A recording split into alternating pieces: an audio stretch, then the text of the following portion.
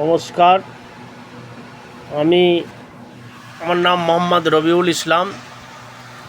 আজ দেশের বর্তমান যা অবস্থা, এতে আমি খুব ব্যথিত ও দুঃখিত। আগামী দিনের যে সমাজ ব্যবস্থা কীভাবে চলবে, রাজনীতি পরিস্থিতি খুবই খারাপ।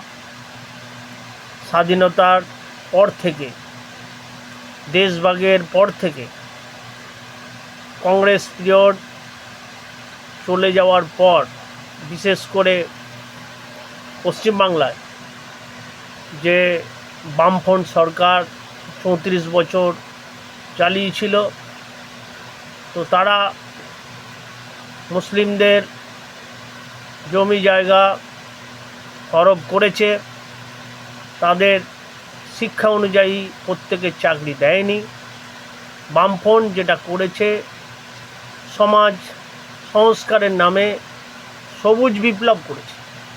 মুসলিমদের জমি জায়গাগুলো যাদের বেশি ছিল, 7 বিঘার বেশি ছিল বা আরও বেশি ছিল, তারা সবুজ বিপ্লবের নাম করে যারা চাষ করবে তাদেরই জমি হবে। বিভিন্ন আইন করে মুসলিমদের প্রচুর সম্পত্তি এই সরকার, বামফ্রন্ট সরকার নিয়েছে। এবং তারা গরিব মানুষ যারা পূর্ব বাংলা থেকে এসছেন, তাদের ঘরবাড়ি থেকে শুরু করে, চাকরি থেকে শুরু করে অনেক কিছুই করেছে। কিন্তু যে পরিমাণে, সে পরিমাণে মুসলিমদের জন্য সেরকম কিছু চাকরি বা কিছু করেননি। যাই হোক, বামফ্রন্ট যে দুর্নীতি করেনি তা নয়, তারা দুর্নীতি করেছেন, কিন্তু তাদের শিক্ষাগত যোগ্যতায় সেইগুলো ধাপাচাপা দিয়েছে, সেগুলো প্রকাশ পায়নি। এবং তারা যথেষ্ট শিক্ষিত থাকার পরে তারা সব কিছু ঢেকে দিতে পেরেছে। এখন বর্তমান সরকার তৃণমূল সরকার, যেহেতু রুলিং পার্টি, এই পার্টির নামে আমি বদনাম করতে চাইছি না, কিন্তু এরা অনেকটা মুসলিম ঘেঁষা, মুসলিমদের জন্য করে, মুসলিমের জন্য পাশে দাঁড়ায়। তা এখন এই বর্তমান সরকার ততটা মুসলিমদের জন্য বিপজ্জনক নয়।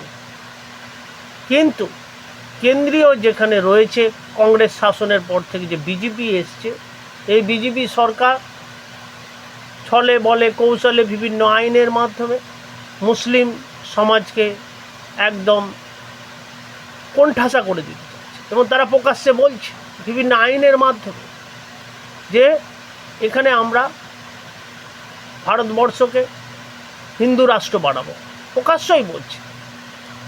তো এখন মুসলিমদের যে অবস্থা, মুসলিমদের বেঁচে থাকার জন্য কি করণীয়? আমার মতে ধর্মনিরপেক্ষ আন্দোলন করা উচিত। যে পার্টি ধর্মনিরপেক্ষ পার্টি, সেই পার্টিকেই সাপোর্ট করা উচিত। বিশেষ করে আমার মতে কংগ্রেসকে ভোট দেওয়া উচিত। কেন্দ্রীয় সরকারকে যদি মজবুত করা হয় এবং কংগ্রেসের পাশে যদি মুসলিম সমাজ থাকে, এবং মুসলিম সমাজকে কংগ্রেস ছাড়াও নিজেরা ধর্মনিরপেক্ষ সংগঠনের মাধ্যমে প্রতিবাদ করা উচিত।